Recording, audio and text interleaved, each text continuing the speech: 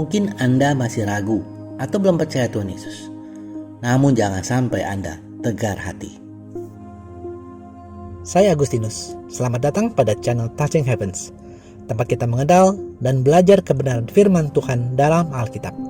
Karena Alkitab membimbing hidup kepada Kristus. Adalah berbeda antara ketidakpercayaan dengan ketegaran hati. Ketegaran hati berujung pada maut, seperti yang dialami bangsa Israel di Perjanjian Lama saat mereka keluar dari Mesir. Pada hari ini, kita belajar dari teladan Rasul Thomas yang tidak percaya.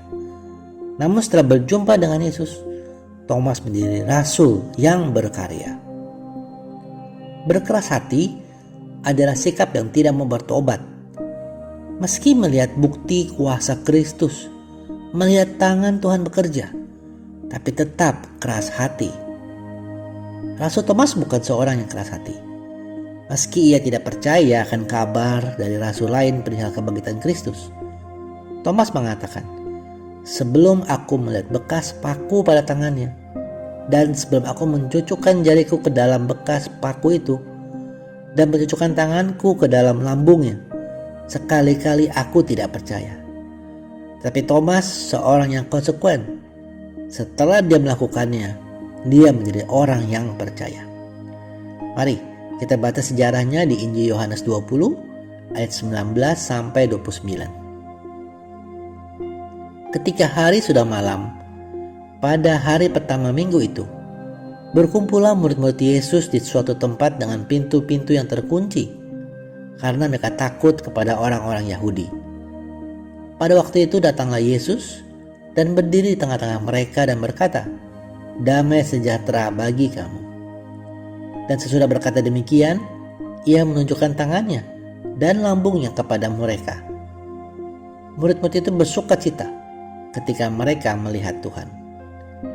Maka kata Yesus sekali lagi, "Damai sejahtera bagi kamu. Sama seperti Bapa mengutus aku, demikian juga sekarang aku mengutus kamu."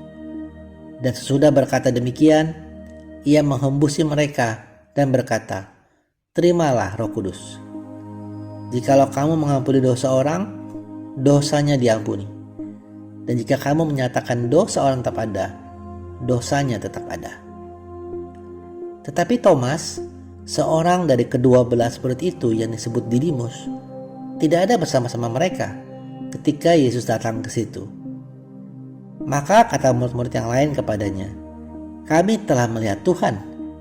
Tetapi Thomas berkata kepada mereka, "Sebelum aku melihat bekas paku pada tangannya, dan sebelum aku mencucukkan jariku ke dalam bekas paku itu, dan mencucukkan tanganku ke dalam lambungnya, sekali-kali aku tidak percaya." 8 hari kemudian, murid-murid Yesus berada kembali di rumah itu, dan Thomas bersama-sama dengan mereka. Sementara pintu-pintu terkunci, Yesus datang dan ia berdiri di tengah-tengah mereka dan berkata, "Damai sejahtera bagi kamu." Kemudian ia berkata kepada Thomas, "Taruhlah jarimu di sini dan lihatlah tanganku. Ulurkanlah tanganmu dan cucukkanlah ke dalam lambungku. Dan jangan kau tidak percaya lagi, melainkan percayalah." Thomas menjawab dia, "Ya Tuhanku dan Allahku."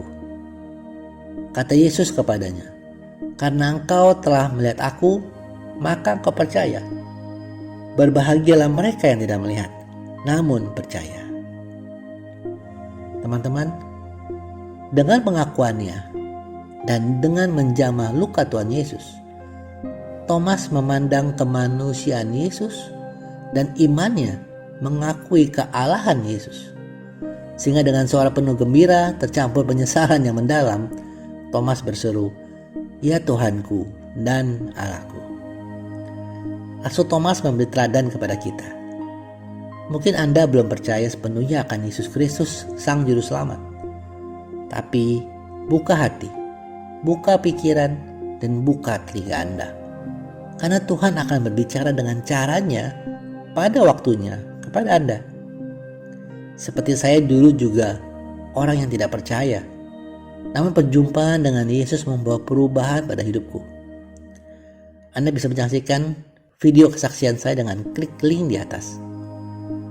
Teman-teman, bukan kebetulan hari ini Anda mendengar renungan ini. Ingat kembali iman mula-mula Anda kepada Kristus.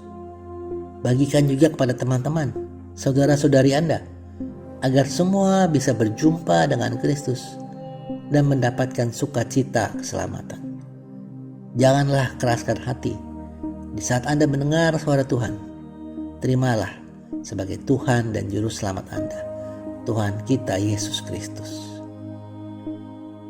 Terima kasih sudah menyaksikan. Mohon like dan subscribe untuk membantu channel ini bertumbuh dan firman Tuhan semakin diwartakan.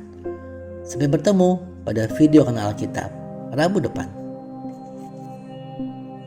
Kasih karunia Tuhan Yesus Kristus menyertai Anda sekalian. Amin.